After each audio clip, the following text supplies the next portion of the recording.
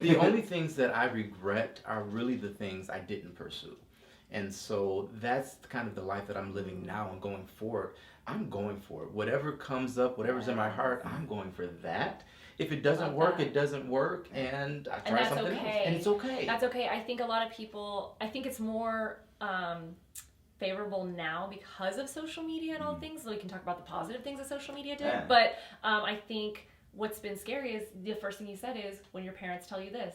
Well, Yeah. we're going to end up being parents. What are we going to tell our kids? And the world It's going to be they li- so different. Yeah. Yeah, You the know world what I'm they saying? lived in doesn't exist now. No, Right. it doesn't. And for us, the world we live in changes so rapidly that who knows what it's going to be like when we finally actually do have kids. Yeah. Right. And they're adults. And Yeah. That's so true. But like the fear Oh, of the like singularity. yeah, but like explaining, I think the biggest thing is like someone was asking me like what brought on this whole thing, and one of the biggest things I said is I'm just kind of sick of explaining myself to people.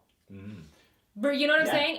And immediately people relate to that. They're like, oh yeah, I totally get that. Yeah. And I think that's the thing. Like, I'm so sick of telling people, this is what I think, this is how I feel, this is how my job, what are you doing this month? You know what I mean? Like, and I don't want to say that we're changing. We're still in the same Yeah. fields, but we Right. are working on different things all the time. And people are like, they don't understand, especially the older generation, how that works Yeah. because they're with something, like you said, for 40 years to get the benefits, to get all the stuff that society promises you. Yeah. And we're like, but we know we can have a better life and not do that. Well, here's You my know? question in that. Yeah. Can we? Because where is that safety net for retirement? If you don't have something Right. established, particularly again speaking as the black Yeah. guy at the table, right? Yeah. and as the pastor who I'll drink to that. pastors don't make Yeah, exactly. it's one of those things. Yeah.